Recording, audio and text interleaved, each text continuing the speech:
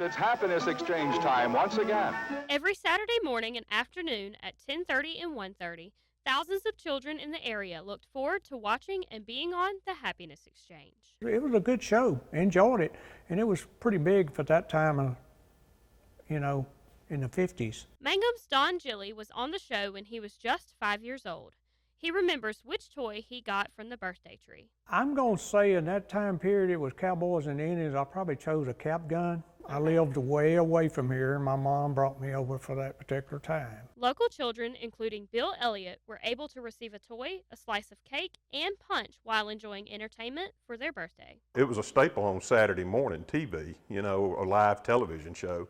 He says the show helped him pick his career. I learned I was interested in television. Back then you had cameramen and people working sound and all that, so I was kind of fascinated by all that stuff. But for Linda Lavender Ford, it was about the impact she made in her community from being on the show.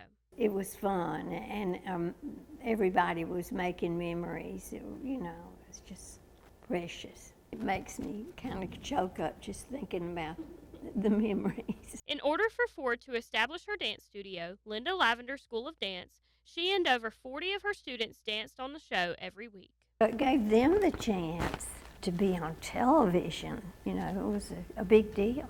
Ford says she was blessed her mother made sure she was set up for success. And my precious, wonderful mother would go to work at the bag factory, come home, and sew costumes for me. I was looking good. I was styling. The show brought the children who watched and participated happiness, despite the newscast at the time covering turmoil and changes.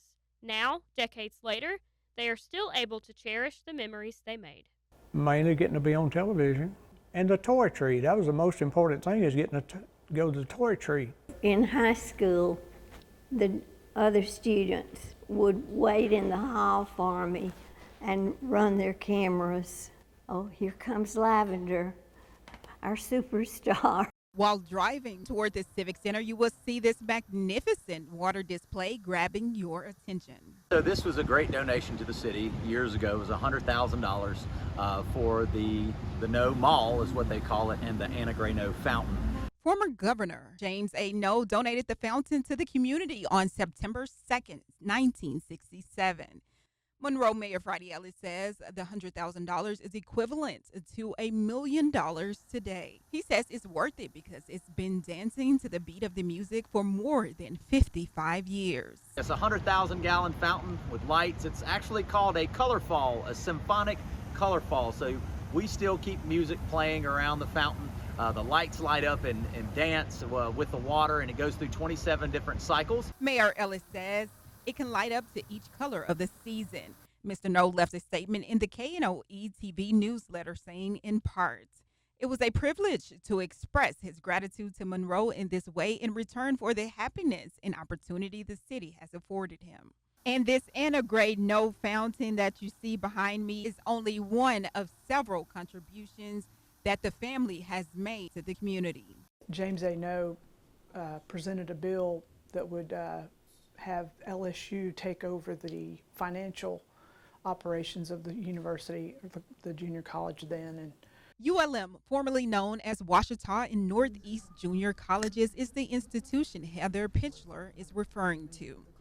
The coordinator for Special Collections says this was only the beginning of the donations KNOE made to the campus. this is the plaque that they put up at the tennis courts that he paid to have paved, was over here where the student center is now.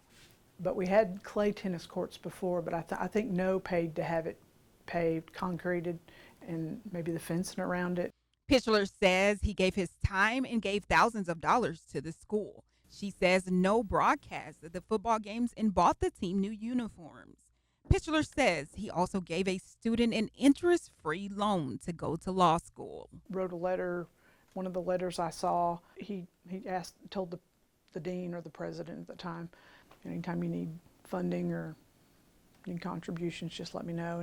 Pitchler says that the KNOE collection at ULM has more than 600 of these boxes with letters of the money and contributions he's made to the community. He left his footprints and a legacy as a philanthropist throughout Monroe.